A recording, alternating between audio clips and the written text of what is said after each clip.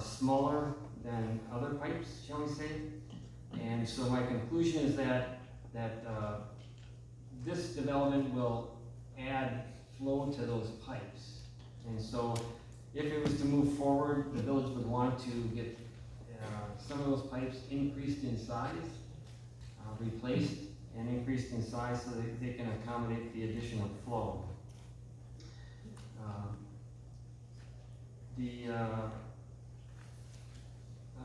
I guess the solution that I discussed with the Director of Public Works was to increase those pipes to a 12-inch pipe size, which would be the next pipe size up. In regards to stormwater management, it was more of a technical review that we did for that. And that was more, stormwater is somewhat more of a site-specific related issue. They do have a stormwater pond. There are DNR and local village requirements for the sizing of that pond and for the operation of that pond.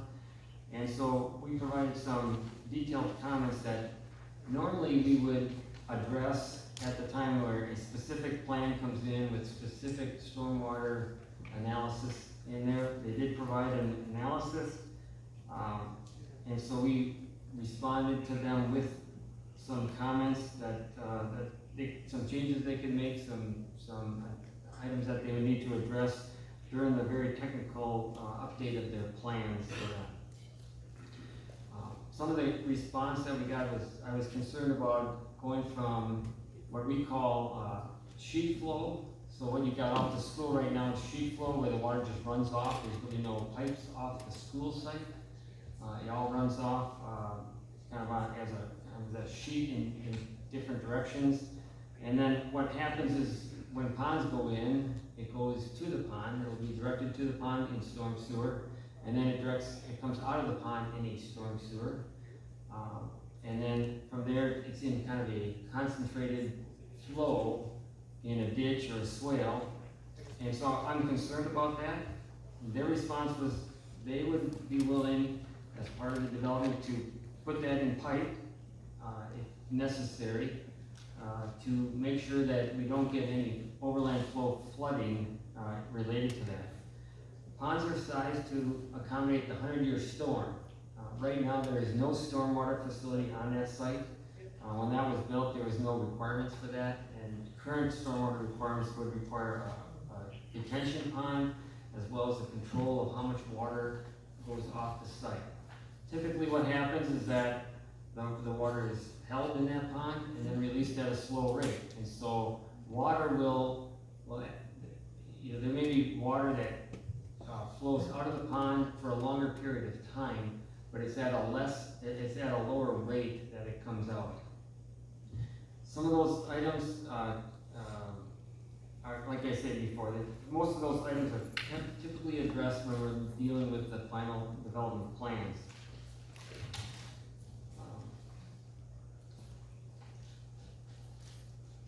And then as far as the water system is concerned, that was a study that was done by Rupert Milky, the village's water consultant. And they looked at primarily at what's the fire flow for the system up there based on the new development, as well as there's going to be some new water main that is installed there, as well as replacement of some very old 6-inch cast iron water main. That would be all part of the development. So in essence, they're going to improve our system from a pipe situation for the development. But their conclusion was that they are going to be providing adequate fire protection. Matter of fact, they're going to improve the fire protection based on the pipes that they're going to be putting in. I did talk to the Director of Public Works about capacity and supply, and based on previous studies that the village has undergone, there would be no issue with providing enough water to this site for the capacity that they provided to us. And so there are no issues in the system, shall we say, that would prevent this from moving forward. And then I'll let Pat discuss traffic.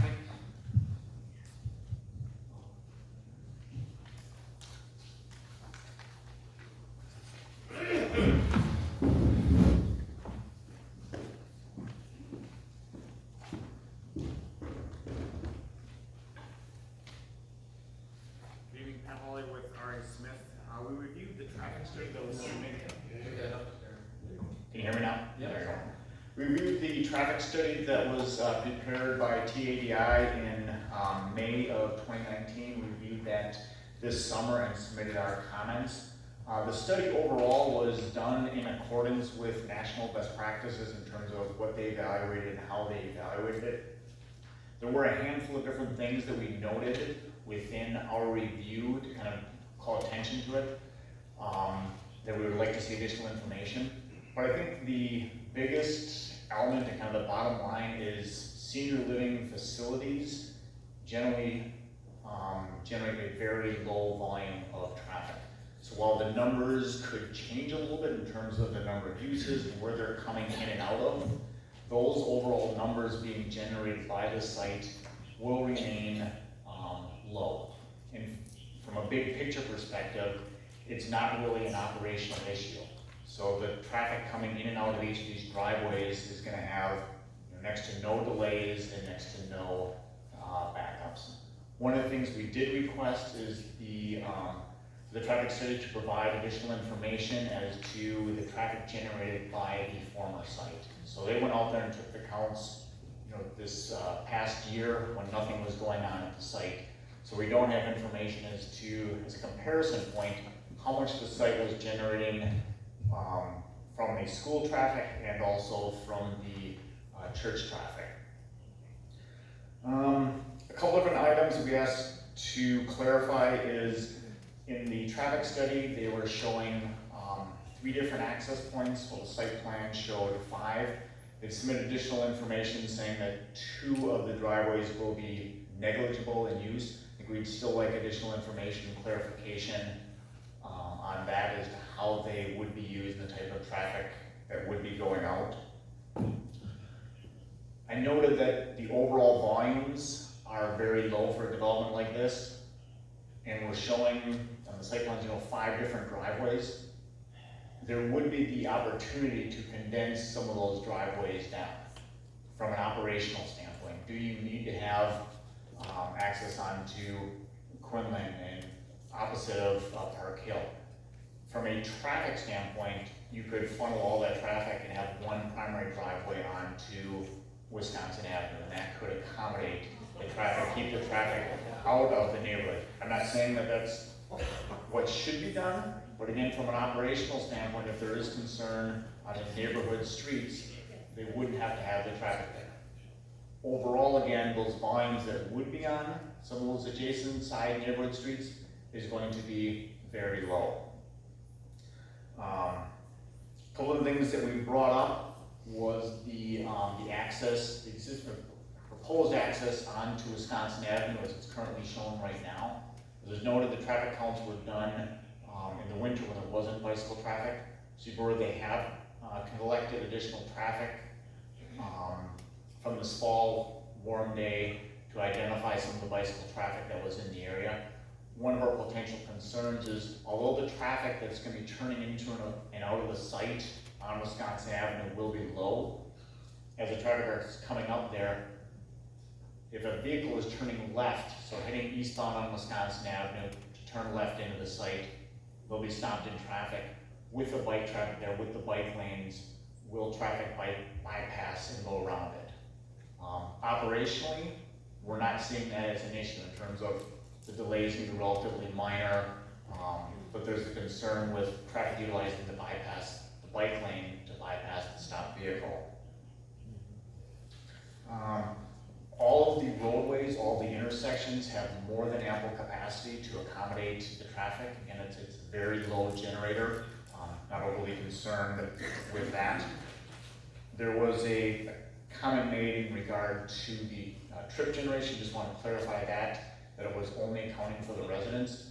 How trip generation is done for studies like this is it's based on studies of dozens of different sites that actually conduct traffic counts at similar facilities. So it accounts for not only the residents, but the employees, deliveries, and visitors. So it's all encompassing, and it's based on the size of the facility. So comfortable with the traffic numbers that they have provided.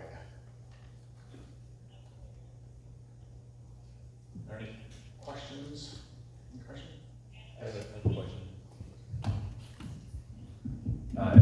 The issue of the study being done in non-peak seasons or summer, I mean, can we ask for a guesstimate, or what kind of relevance does it have in your opinion?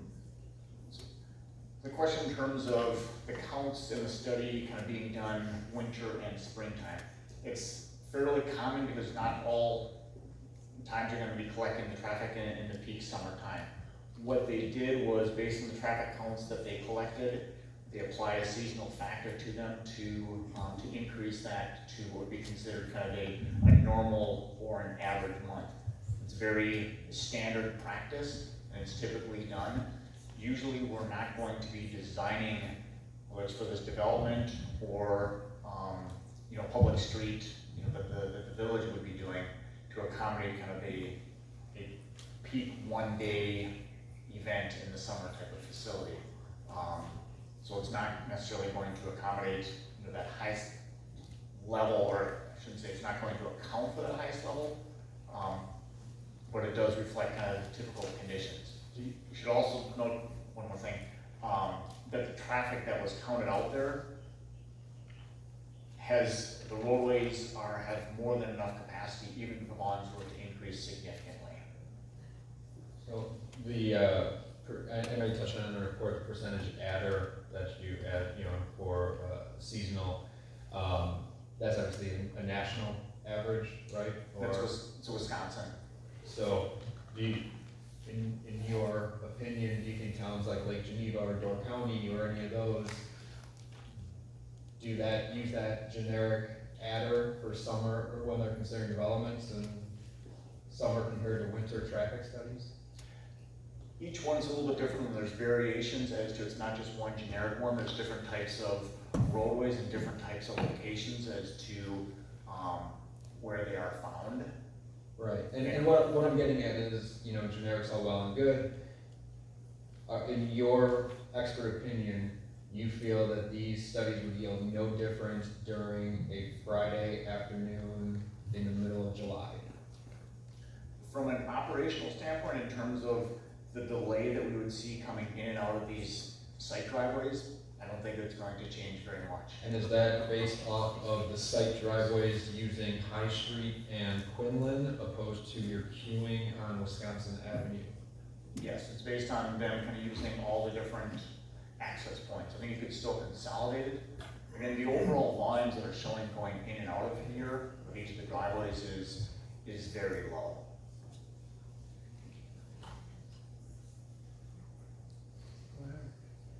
What is the date that you did the traffic study on? What was the date that Can you remind me? The counts, let me check the exact days of counts. The date The latest one? Yeah, but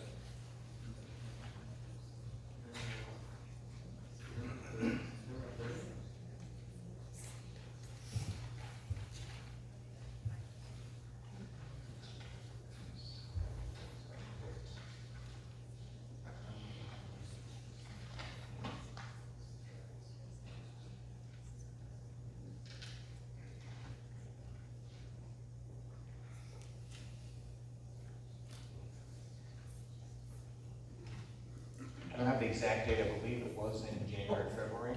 All right, let me give you some thoughts of mine, okay? I've lived here 15 years now.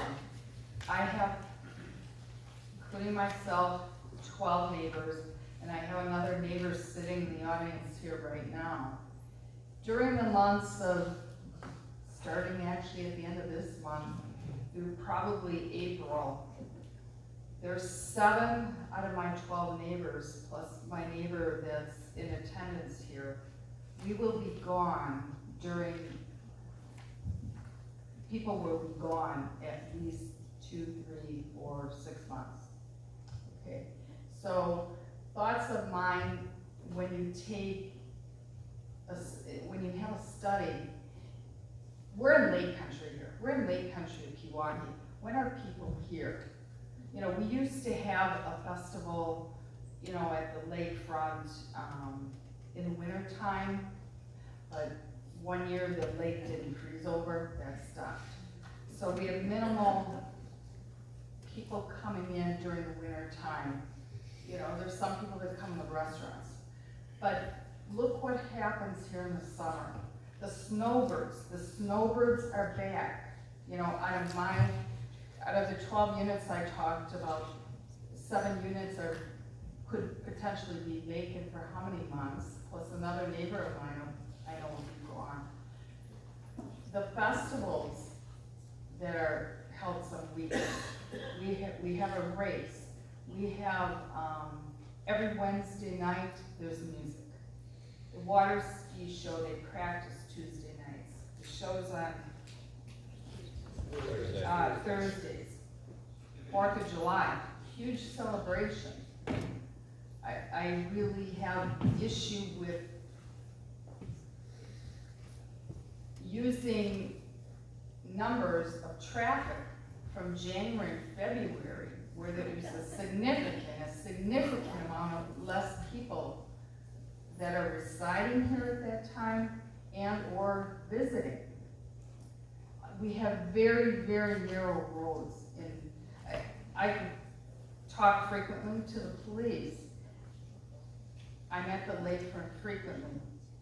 One day, a woman, disabled woman, fell off the curb and really hurt herself.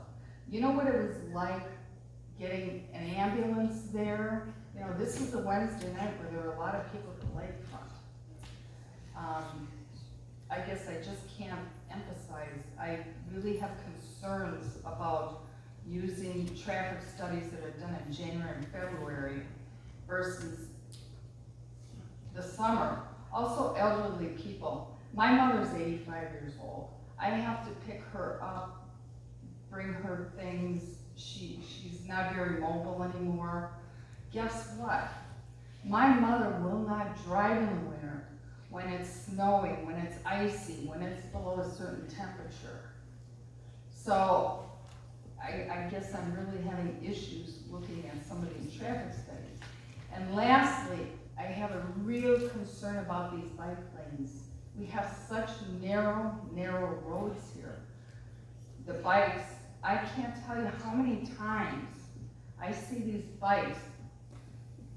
They're not right next to the side of the road because they can't be. There's so many little rocks and pebbles. They're over a bit. And how many times I see them blowing through the stop signs and just going. I have a real concern about safety. Our roads are narrow. We just don't have the space to enlarge our roads to accommodate a lot of this. So I have a particular concern about safety with people driving and then also the bikes. So these are my thoughts.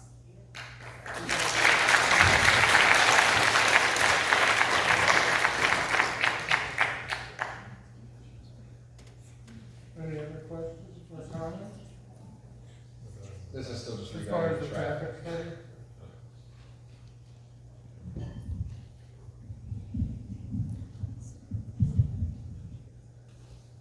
I would have to say that I agree with my advisor next door to me here, that doing a traffic study in the winter, and I agree, a lot of the elderly people do not travel in the winter. They don't want to go outside. So I think the traffic is down. And when summer comes, we have a lot of bicycles. We have a lot of kids walking around on sidewalks and on the street because there may not be a sidewalk there. Also, I understand here it says that you went there on September 30th, 2019 for a traffic count previously mentioned. Well, that's a Monday night, it's a school night, there's football going on, there's band practice going on, who knows what else is going on. So a lot of people that you think may be coming home aren't coming home right away. They're still at school and maybe not doing anything, coming home right now, or leaving. So I have a real issue with this traffic study being done in the winter. I think there's a lot in here that has been said, and I agree with her that the bike lanes in the summer, I can drive down there, and I do drive a lot for my job. I can drive down the village roads at any time during the day, and I'll see at least one or two bikes riding that bike lane in the summer. And on the weekends, you're gonna see 3, 4, 5, 6, 8 bikes going down that way. And if you don't have a left turn lane, I'll guarantee you, I have seen people try to get around the car turning left now going up just to go to the cemetery, or maybe just going to church on Sunday. And that scares the heck out of me. So if you're gonna do this, yeah, I want a left turn lane. I'm not gonna pay for it. So I think there's a lot of issues with this traffic study. I agree with the other trustee that, commissioner, that if you're comparing Lake Geneva and Door County and all these other areas, I'll bet you wouldn't do that traffic study down there in the winter. Because I'll guarantee you, you're not even come close to the amount of cars that are down there. Because I go there every year for my job. I travel down there. I avoid Lake Geneva like the plague in the summer. Because you could have a mile-long traffic jam downtown. In the winter, yeah, you fly right through. Nobody's there. Everybody's staying home. So I'm not, you wanna do the traffic study, let's do it in the summer. Just That's like what I feel. So, point of clarification, we're not holding you over the coals, you guys need a peer review of the original study. I'm Like sorry, I said, point of clarification, we're not holding you over the coals on this, you just did the peer review. Right. We get that. What I'm curious on is in the study, did you see anything regarding the intersection of Wisconsin Capitol and High Street, that kind of jacked up intersection that's down there? yeah, they had noted some operational issues there. And they noted that with some, if you reconfigure the intersection with just pavement marking and do some different striping, if they're showing operation, you can see improvements under today's conditions and with the future. You don't, and in your expert opinion, you don't see an issue with putting the main entrance onto High Street leading into that intersection that's gonna cause extreme queuing right now, where it's already a main thoroughfare with Capitol and Wisconsin, to where High Street is the third option for a stop? You know, as they're showing it right now with multiple access points, they're not showing a lot of traffic at any given one. Because we don't know which way it's gonna flow. To a certain extent, but also, I mean, just given the way the site's configured, it makes sense that people are gonna use multiple access points. And so when you have a relatively low a land use that generates a low volume of traffic, if you split that over multiple access points of vehicles coming in and out, you know, we're showing, 5 to 10 vehicles per hour, that are being added to any one particular movement, which again is relatively low. Will it add to the existing issues? Yes. What I don't have a good feel for is what was this like when the school and the church, were operational, and how that compares to what's being proposed now. I just thought I'd better mention too, I just thought of this, that the railroad is gonna be redoing that railroad crossing downtown there. And I'm not sure, I don't think, Scott, have we gotten the finished plans on that yet? The plans are finished, they went out for bid. Is there gonna be a curb coming down the middle of that road? I thought there was. On that side, on both sides of that road. I don't believe on both sides, I just believe on the side towards the beach. Okay.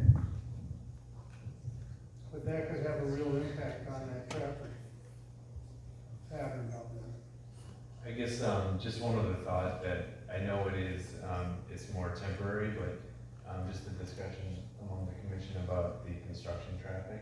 I know that's been an issue up here at the school, and that, you know, this report doesn't, you know, have any discussion about that, and I'm assuming with a development like this or anything that would go up there, you know, there's gonna have to be some pretty significant machinery and equipment and loads being delivered. I know in an earlier meeting, I believe the developer or the applicant was talking about any food and supplies delivered on a weekly basis would be done in small trucks, not semi-trucks, so maybe that's a separate issue, but I think we have to discuss or at least consider how long this project would take, even if it is, you know, a year, what that impact is with regard to bigger construction vehicles in that area. To expand on what you said too, I would look for a maintenance bond on our roads. I am not in favor of the village residents paying for having any additional costs for any development, be this or some other development. So I would look for a maintenance bond on the roads for all potential road damage and repairs along all routes that the construction traffic would be taking. So not just along the front of that property, but I see the construction vehicles all the time on Prospect and on all the roads going up to the school, and trust me, they do damage. They're ripping up the cement sidewalks, you know, we have roads that really need repair here right now that we are having issues with finding money. So I would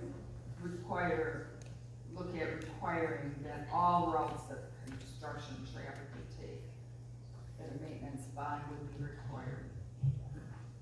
Real quick, if, getting back to the traffic study, if you were to be hired to do this study, would you have done anything different? Including timeline, numbers that were factored in, like the time that it was taken, time of year, different aspects of the driveways, intersections. The thing that we noted, you know, was the timing of the counts, particularly to collect that bicycle traffic.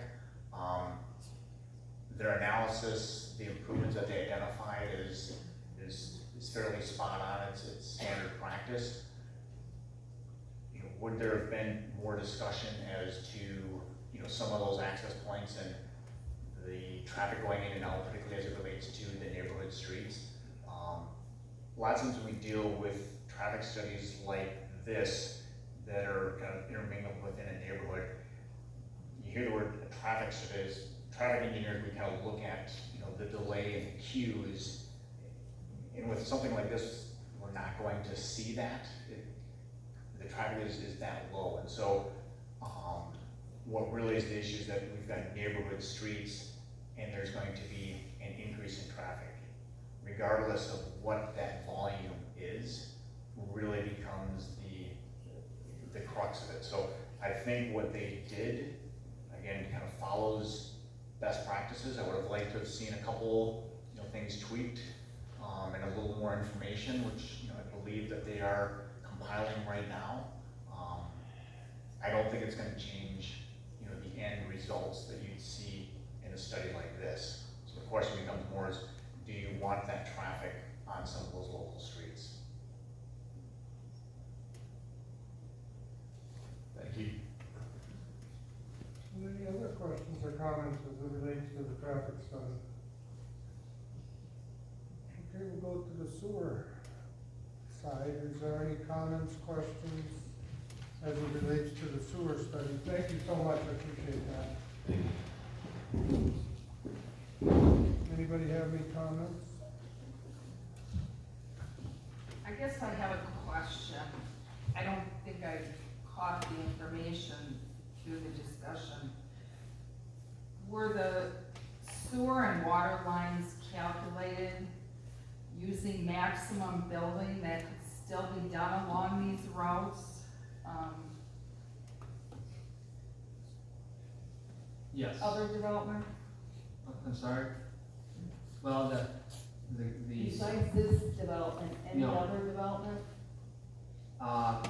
Yes, I mean, I looked at all vacant parcels, you know, there's still some vacant parcels that are out there that would contribute to the same sewer, for this. So, I mean, that would be the ultimate build out of sewer. You know, we'd have to have new pipes put in there. This development would be maybe I could say the first one that would get in there, that we would say, we've identified that their additional flow is gonna cause, you know, pipes to be undersized, therefore, you know, someone should take care of it right away. The first one in would take care of it. Did we address who would pay for the pipes that would be the increase? So this is not an issue for this discussion tonight. These are all details that would be related if you get to the point that you do the comp plan amendment, the rezoning, and the CSM. We then move to the application itself for conditional use, and this would all be part of those discussions. So who pays for it, what needs to be done, will be based upon the final plans. This information tonight was simply provided at your request to give you an idea, if this were to be developed as proposed, what the impact would be on village infrastructure, which is part of your then consideration as to whether this development addresses or creates issues that would be adverse to the public health, safety, or welfare, which per the statutes is what you consider when you're looking at a comp plan amendment or rezone. Thank you. That being said, is there any other comments? I have another question for Tim. You mentioned the sewers would be undersized in this development, so they would have to be replaced or new sewers would go in. Did you look at the sewers downstream from this Yes. development as well? Yeah, the sewers downstream are the ones that are concerned. Okay, it's not the ones in the development, those will be all brand new sewers. Okay, I just want to make sure that was the case. Thank you.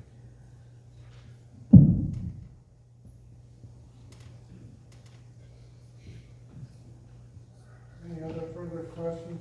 Yes, bring it down.